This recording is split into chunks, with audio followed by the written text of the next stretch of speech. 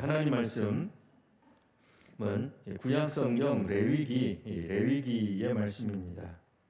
레위기 21장 1절에서 15절까지 말씀입니다. 우리의 상한 마음을 고치시는 하나님을 찬양하는 귀한 한 주간 되시길 바랍니다. 말 안 듣는 자녀에게 부모가 이렇게 말하곤 하죠. 너도 이 다음에 너 같은 자식 낳아봐라. 어떤 일은 부모가 되고 어른이 되면 알게 될 때가 있긴 합니다. 여기서 이제 어른이 된다는 것, 어른이란 나이가 든 사람을 말합니다. 근데 이제 어떤 세계에서 어른이라고 하는 이런 단어는 숙련된 전문가, 혹은 대표, 장인, 혹은 고수, 제일 오래된 분, 이런 것들을 뜻하기도 합니다.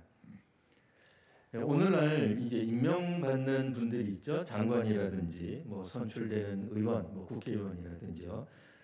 혹은 여러 가지 공동체에서 대표성을 띠는 사람들에 대해서 일반적인 시민들, 일반적인 어떤 구성원들보다도 훨씬 더 엄격한 기준을 적용하는 경우를 볼 때가 있습니다. 예를 들면 장관이라면 그런 해당 부서 관련 경력이 있느냐, 음주 경력이 있느냐, 음주운전, 혹은 도박이나 불륜 같은 그런 도덕적으로 문제가 있는지 없는지 이런 것들을 청문회 때 문제 삼는 것을 보게 됩니다. 일반 주민, 일반 시민이라면 크게 문제 삼지 않을, 일반 시민은 해도 된다는 건 아닙니다. 일반 시민들도 음주운전 같은 거 하면 안 됩니다. 하지만 크게 문제 삼지는 않겠죠. 근데 지도자가 될 사람이라면, 혹은 지도자라면, 연예인이라면, 인기인이라면, 지금 이미 어떤 자리에 올라가 있다면, 공무원 할 사람이든 공무원이라면, 이렇게 되겠죠. 물론 이제 이 표현이 이제 경우에 따라서는 이중잣대로 보여질 수도 있습니다. 하지만 확실히 보다 더 엄격한 기준을 가지고 소위 말하는 사회의 어른들, 지도자들을 향해서 좀 더 엄격한 기준을 들이대는 게 보편적입니다. 이게 우리나라이기 때문에 더 그러니 아닙니다. 서양도 마찬가지입니다. 옛날에는 안 그렇지 않습니다. 옛날에도 마찬가지였습니다. 그래서 오늘 본문에도 이런 규례, 어떻게 보면 이중잣대 같은 혹은 보다 더 엄격한 기준을 특정한 사람들에게 들이대는 일들이 있습니다. 오늘 본문 보시면 그 대상이 바로 제사장과 대제사장으로 나와 있습니다. 오늘 본문 안에서는요. 오늘 본문의 내용을 간단하게 살펴보면 제사장은 죽은 자 만지지 말라는 거예요. 죽은 자 만지면 더럽혀지기 때문에. 이게 무슨 더럽혀진다는 표현, 이거 이제 종교적 의미에서 부정해진다라고 하는 겁니다. 오늘날 우리도 그런 유사한 개념들이 있습니다. 좋은 장소 가는데 장례식을 갔다가는 가지 않는다. 그리스도인들은 그런 거 별로 신경 안 쓸 수 있겠습니다만, 교회를 다니지 않거나 혹은 교회를 다니는 분들 중에서도 일부는 어디 좋은 데 가는데 먼저 내가 장례식에 들르면 갈 수가 없다라고 생각하는 그런 사람들도 혹 있습니다. 여하튼 레위기에 보면은 제사장은 죽은 자를, 그러니까 장례식에 참여할 수 없다라고 읽을 수 있는 거예요. 황당하죠. 단 가족은 된다 이렇게 돼 있습니다. 그래서 부모, 형제 됩니다. 결혼하지 않은 누이도 됩니다. 이유가 뭐냐? 4절에 보면 제사장은 백성의 어른이기 때문에 자신을 더럽혀서는 안 된다. 위생적인 문제라기보다는 이제 종교적 문제이긴 합니다만, 그래도 오늘날에는 코로나가 준 순기능이라 그럴까요? 코로나가 사실 순기능을 뭘 했겠습니까? 대부분 다 역기능밖에 없죠. 나쁜 영향 말고 우리에게 준 게 뭐가 있겠습니까? 하지만 그래도 좋은 수은 기능 한 게 있다라고 한다면 보건 위생에 대한 우리들의 의식을 높여준 거예요. 뭐 그거 하나만큼은 뭐 좋다 이렇게 생각할 수 있겠습니다. 그래서 그 관점으로서 볼 때 우리가 제사장이 왜 이렇게 장례식에 가지 말아야 되는가를 보다도 쉽게 이해할 수 있는 그런 어떤 사회적인 문화적인 풍토를 만들어 준 거는 참 고마운 것 같아요. 뭐 여하튼 제사장은 장례식 가면 안 돼요. 왜요? 거기 가면 시체를 만지거나 오늘 우리식으로 말하면 장례식에 참여함으로써 자신이 더럽혀지기 때문에 그렇다라고 하는 겁니다. 물론 현대의학으로는 말도 안 되는 얘기입니다. 자, 그리고 이제 5절에 보면은 이 미용실 이 미장원 혹은 뭐 이발소 이용할 때도 잘해야 돼요. 뭐 그때는 미용실이나 이발소가 없었겠습니다만 머리털을 대머리처럼 자르면 안 돼요. 이게 또 이 머리가 없으신 분들은 기분 나쁠 수도 있어요. 뭐 어쨌든 그런 얘기를 하려는 게 아니라 여기서는 특정한 어떤 이방인들의 풍습에 관해서 사실은 말하고 있는 겁니다. 그래서 수염 양쪽을 깎지 말라. 그 다음에 5절 하반절에 보면 살을 베지 마라. 이런 표현이 나옵니다. 이 칼을 가지고 살에다가 이제 이렇게 상처를 내는 거를 말해요. 이게 언제 아무 때나 그러니까 이게 패션으로서의 모습이 아니라 사실은 5절은 장례 문화라고 생각하실 수 있습니다. 고인을 애도하면서 머리털의 일부를 자르고 또 수염의 일부를 자르고 심지어는 자신의 몸에다가 상처를 내는 그런 이방인 문화, 이방인 풍습을 이야기하고 있습니다. 그러니까 이 제사장들은 그렇게 하지 말라는 거예요. 그러면 일반 이스라엘 백성들은 해도 되느냐? 좀 곤란하죠. 사실은 일반 백성들도 하면 안 되죠. 이게 이방인의 풍속이기 때문에 굳이 이걸 따를 이유는 없습니다. 그런데 일반 백성들 중 일부는 이 풍습을 따랐던 것으로 보여지는 거죠. 왜 그랬을까요? 오늘 우리들의 시각, 우리들의 가치관으로는 사실 이해가 전혀 안 돼요. 머리털을 왜 자릅니까? 장례식장 가가지고 슬프다고. 그런데 또 우리도 곰곰이 생각해 보면 우리도 안 씻어요. 우리는 씻습니다. 우리는 어색하면 요즘은 씻어요. 안 씻지 않습니다. 근데 어떤 또 장례 문화를 보면 씻지를 않아요. 그냥 꾀지하게 그냥 그 모습 그냥 그대로 있는 거예요. 네? 그리고 곡을 합니다. 심지어는 전문적으로 곡하는 분들을 모셔다가 곡을 하는 경우도 있었단 말이죠. 왜 그렇게 합니까? 나름대로는 그 시대 그 문화적으로는 이게 장례를 보다도 장례식답게 하는 거라고 생각을 한 거예요. 사실 이스라엘 사람들도 보면 몸에 재를 뿌립니다. 지저분하게 만드는 거죠. 더럽게 만드는 거죠. 옷을 찢기도 했습니다. 왜 그래요? 자신의 비통한 마음을 표현하는 거예요. 물론 이스라엘은 원래 없었던 겁니다만 몸에 상처를 내는 것은 이방인의 풍습이긴 합니다만 생각해 보면 얼마나 슬펐으면 자신 몸에도 상처를 내는가. 우리말에도 그런 말이 있죠. 꼭 그런 건 아닙니다. 꼭 그런 건 아닙니다만 네가 죽기를 왜 죽냐. 차라리 내가 죽어야 될 텐데. 자기가 상처를 내는 거. 아니 우리나라가 그렇게 했다는 건 아니에요. 근데 우리도 비슷한 어떤 그런 마음 씀씀이가 있어요. 아주 없는 건 아닙니다. 그런 의미에서 이방인 문화 풍습으로 머리털을 베거나 수염을 자르거나 이상하게 베는 거죠. 그러니까 좀 정상적으로 보이지 않는 모습.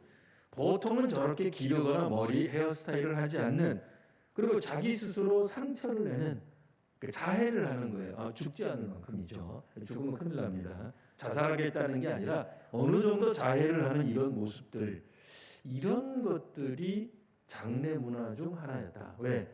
심각하게 애도하는 모습을 보여주는 애도하는 모습을 아주 극적으로 잘 보여준다고 생각을 한 것 같아요. 그걸 너무 이상하게 보지 않은 것 같아요. 네. 저 정도는 슬퍼야 되는 것 아니냐. 진짜 슬프다면 저 정도는 할 수 있는 것 아닐까라고 이스라엘 백성들도 얼핏 생각을 했던 것 같아요. 그러니까 이게 이방인이기 때문에 그냥 따라했다기보다는 좋아 보였던 것 같아요. 우리 생각으로는 역시 이해가 안 가죠. 우리 현대인의 생각으로는 쉽지 않습니다.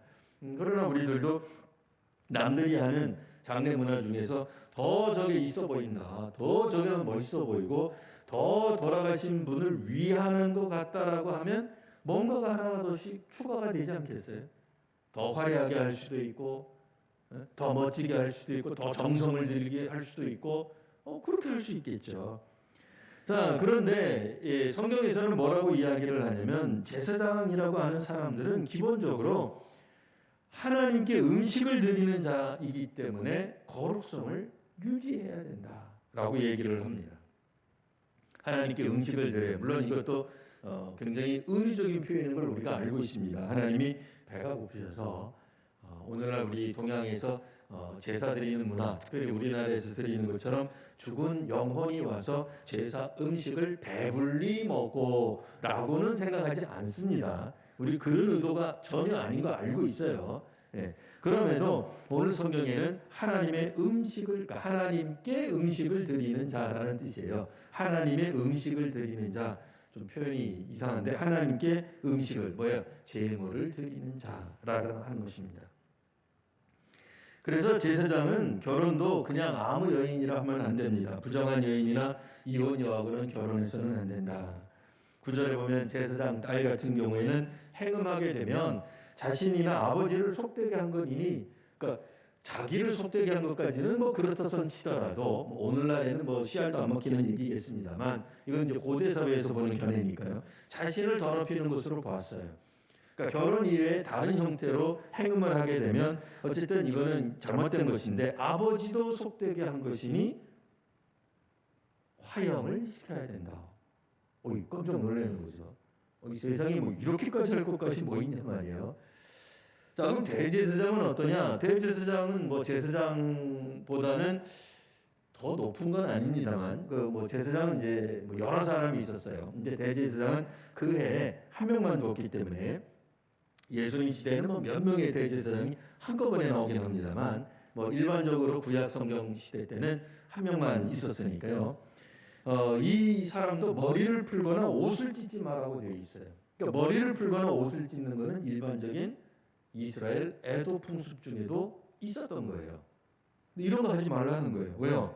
어떤 시체도 가까이, 그러니까 장례에 어떤 형태로도 참여를 못하게 되어 있기 때문에 그래요. 심지어는 부모 장례도 치르지 마라 이렇게 되어 있어요. 대제사장은. 우리가 생각할 때 이거 좀 심각하죠. 뭐가 좀 이상하지 않으세요? 아니 대제사장이 뭐라고 이렇게까지 해야 되나 이게 나옵니다. 12절 보시면 그는 성소에서 나오지 마라. 이게 뭐 갑자기 격리 수준이 됐죠. 이쯤 되면은 일터가 아니라 뭐 감옥같이 느껴지는데 그런 거 아닙니다. 그런 건 아니고 대제사장으로 일을 할 때는 성소를 벗어날 수가 없었습니다. 그도 그럴 것이 제사장들이 혹시 뭐 이렇게 부정해지거나 뭐 잘못된 어떤 그런 형태로 부정해진 사람을 만짐으로써 자신도 동시에 부정해진다고 생각을 한 거예요. 오늘날 무슨 바이러스가 이렇게 뭐 전염되는 것처럼 종교적 의미에서 그렇게 생각을 했어요. 근데 제사장은 많으니까 제물을 드리는 거는 뭐 누구나 다 할 수 있어요. 어떤 제사장이든. 근데 대제사장은 그 역할을 대신할 사람이 없는 거예요. 그렇기 때문에 혹시라도 부모 상을 당한다 하더라도 나아가서 장례를 치를 수 없었던 겁니다. 이 대사장도, 그러니까 결혼 대상자도 꼭 처녀만 하도록 되어 있어요. 이유가 뭐겠습니까? 대제사장의 자녀들 중에 대제사장이 될 확률이 많았던 거죠. 그러니까 그런 의미에서 그의 혈연까지도 이렇게 걱정을 하는 이런 모습을 보여줍니다. 물론 현대적 개념으로 보면 지나칠 정도죠. 자, 여하튼 일반 백성들도 죽음에 접촉하면 부정해졌습니다. 일반 백성들도 죽음이라고 하는 시체를 만지게 되면 7일간 부정하다는 이스라엘의 종교적 통념. 사실은 율법이죠. 율법이 있었습니다. 그들은 이 7일 동안 그러면 정결해져야 됐는데 어떤 방법으로 정결해질 수 있느냐? 재와 우슬초로 정결해야만 했던 것입니다. 그런데 제사장은 일반 백성들보다 더 엄격한 규례를 지켰던 거죠. 왜 이유는 어른이니까요. 여기서 어른이라고 하는 것은 우리가 보통 일반 사회에서 말하는 것 같은 뭐 높은 신분 뭐 그런 건 아닙니다. 높은 신분 때문에 그러는 게 아니에요. 이유는 백성들이 제물을 가지고 와서 하나님 앞에 제사를 드려야 되는데 기본적으로 제물은 백성들 본인들이 스스로 가지고 오는 거예요. 제물을 가지고 하나님 앞에 나오는데 그 제물을 죽여서 그 죽인 제물을 하나님 앞에 소위 말하는 음식, 그러니까 화제죠, 번제 같은 제사로 온전히 드리는 것, 그러니까 제물을 잡는 것까지는 백성들이 한다고 할지라도 제물을 이제 온전히 하나님 앞에 제사 형태로 드리는 것은 오직 제사장만이 하는 거예요. 그러다 보니 일반 백성들보다 더 거룩해야 되는 이유가 거기에 있었던 거죠. 혹시라도 일반 백성들은 자신이 좀 부정해졌다, 뭐 여러 가지 율법들에서 뭐 이야기하는 부정해지는 거, 종교적 의미에서 부정해지는 거예요. 뭐 위생, 보건, 위생적 차원에서의 부정, 더럽혀진 게 아니라 종교적 의미에서 더럽혀진 상태에서는 하나님 앞에 나아갈 수 없기 때문에 자신들도 문제가 생기면 7일 동안 격리해야 됐어요. 오늘날 우리 뭐 코로나랑 비슷해요. 그래서 설명하기가 참 좋죠. 네, 우리가 뭐 자가격리 하듯이 자가격리 해야 됐던 거예요.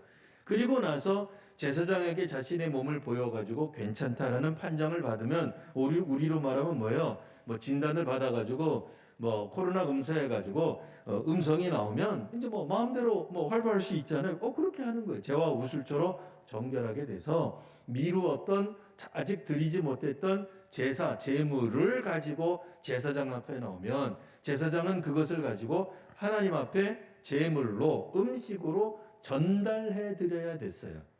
그냥 단순히 전달이 아니라 어떻게 보면 요리해서 하나님이 드시기에 좀 표현이 이상합니다만 적절하게 이렇게 화제로 뭐 완전히 태운다든지 피는 빼고 내장은 빼고 뭐 어떤 건 각을 치고 어떤 일부분의 고기는 일부는 제사장이 먹거나 혹은 제사자가 함께 먹을 수 있도록 분배하는 과정들을 통해서 그 제물을 가지고 온 백성이 온전히 하나님 앞에 죄 용서받을 수 있도록 그가 하고자 하는 제사를 온전히 드릴 수 있도록 매개체가 되었던 거예요. 백성은 절대로 하나님 앞에 직접 나아가지 못했어요. 그러니까 꼭 문턱까지 갔다는 거예요. 문턱까지. 꼭 앞에까지만 가는 거예요. 오늘날 우리가 그렇다는 게 아닙니다. 구약이 그랬다는 거예요. 구약에서. 예. 그런 의미에서 이 레위 지파 사람들은 일반 백성들보다 거룩성이 의심될 수밖에 없는 거예요. 그렇잖아요. 뭐 사람들이 내가 기껏 집에서 준비해온 제물이 온전히 하나님 앞에 바로바로 드려져야 되는데 이 소위 말하는 종교적 서비스가 바로바로 집행이 돼야 되는데 안 된다. 그런 문제가 되는 거죠. 그런 의미에서 어른이라는 거예요. 하나님 앞에 나아갈 수 있도록 백성들이 하나님 앞에 온전히 나아갈 수 있도록 중간 역할을 하는 의미로서의 어른이 되는 거예요. 자, 그런 의미에서 제사장은 반드시 거룩해야만 했던 것입니다. 자, 종교 지도자란 그런 의미에서 뭐겠어요? 권한과 권력을 갖는 오늘날 우리 시대의 사회 어른, 뭐 사회 지도층하고는 조금 다릅니다. 조금 다른 의미가 있습니다. 그러니까 백성들이 준비한 제물이 하나님 앞에 잘 연락되도록 하나님이 잘 받으실 수 있도록 중간 역할을 해야 하는 사람이기 때문에 그렇습니다. 이 엄격한 규례가 왜 필요해요? 이 거룩함을 유지하기 때문에. 그러니까 이 청결이 그냥 위생의 개념이 아니라 종교적 의미에서 거룩함을 유지해야 되기 때문입니다. 한 번 더 우리가 강조해야 될 것은 절대로 오해해서는 안 되는 것이 그럼 백성은 거룩하지 않아도 되느냐? 아니죠. 백성도 반드시 거룩해야 됩니다. 다만 제사장과 대제사장은 특별히 더더욱 거룩성에 유의할 수밖에 없는 위치다 그런 얘기예요. 자, 그러면 오늘 이제 결론의 부분입니다. 그럼 레위인이 이 제사를 돕는 레위인은 자발적으로 혹은 투표에 의해서 백성의 어른이 된 건가? 아니죠. 그런 거 아닙니다. 뭐 지방선거가 있으니까 이번에 한번 나아가가지고 나를 여러분들이 좀 뽑아주십시오 해가지고 선출된 사람이 아니에요. 오늘날 우리식으로 말하면 임명직이에요. 하나님의 우리 이 성경적 용어로 바꾸면 선택에 있는 거예요. 하나님 택하심 때문에 레위인은 성소와 관련된 제사와 관련된 업무에 봉사하게 된 겁니다.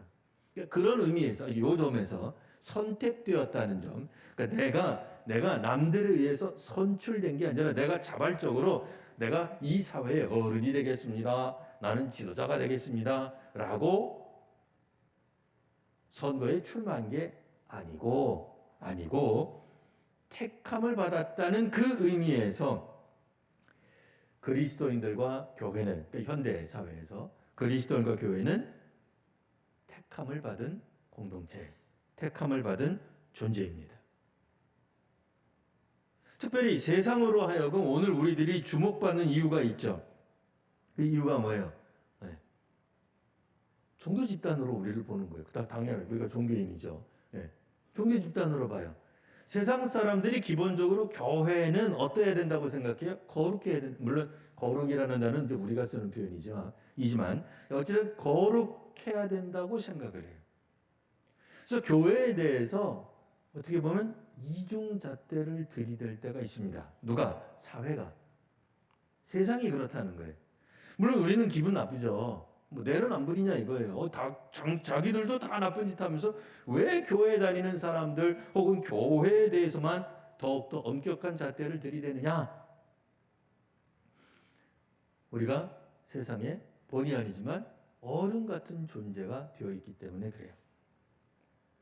그러니까 교회 우리 내부적으로 보면 서리 집사님보다 권사나 집사가 더 신분이 높은 건 아니에요.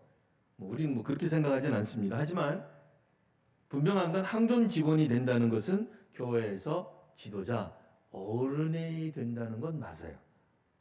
분명히 그건 있습니다.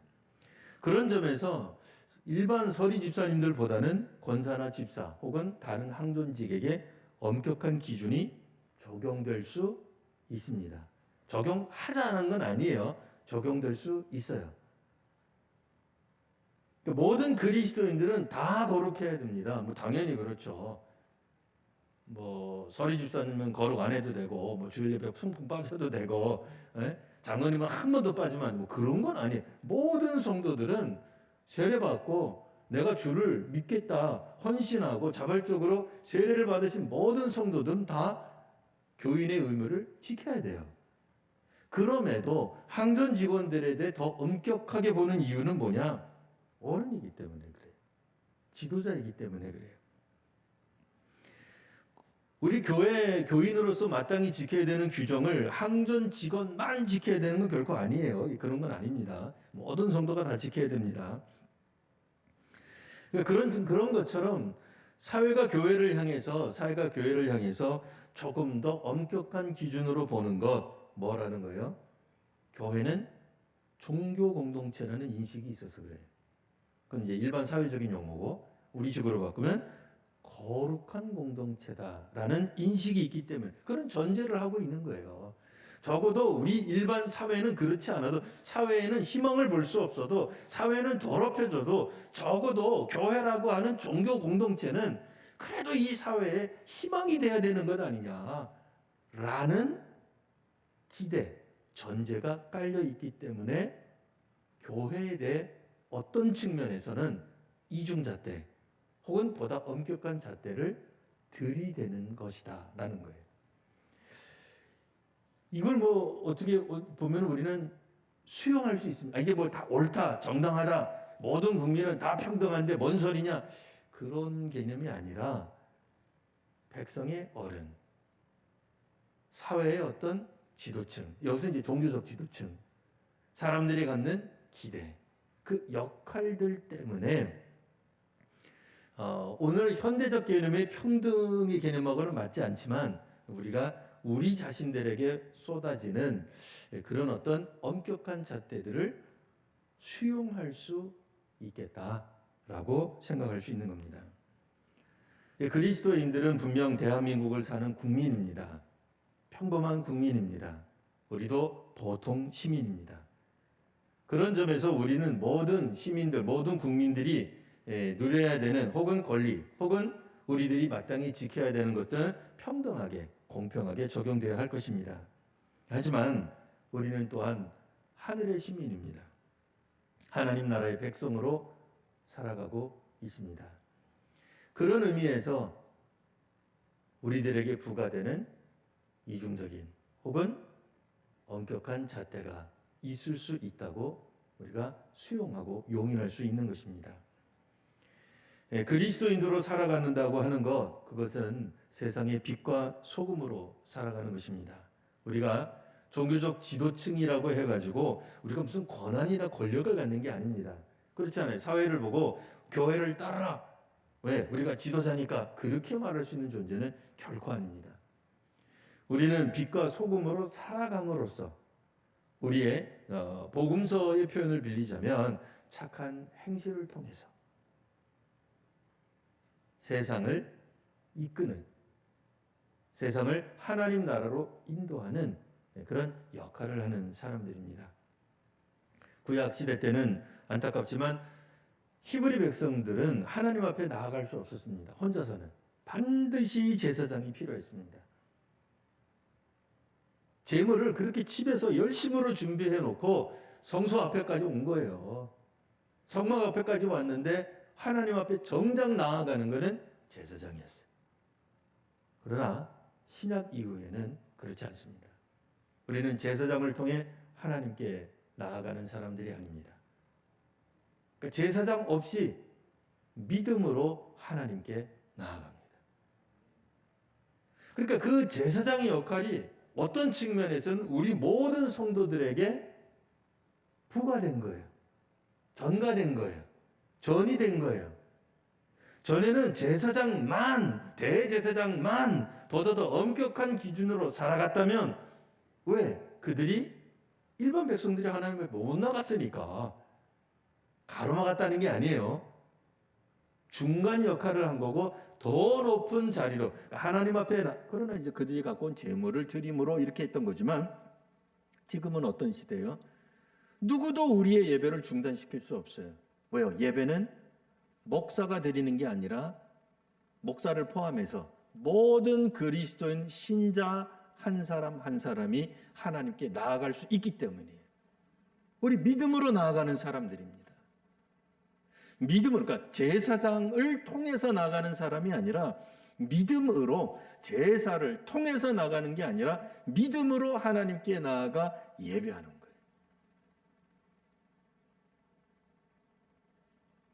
그러니까 뭐 조금 주제에서 살짝 벗어납니다만 로마 가톨릭 교회는 사제 없는 미사, 그러니까 목사 없는 예배가 불가능해요.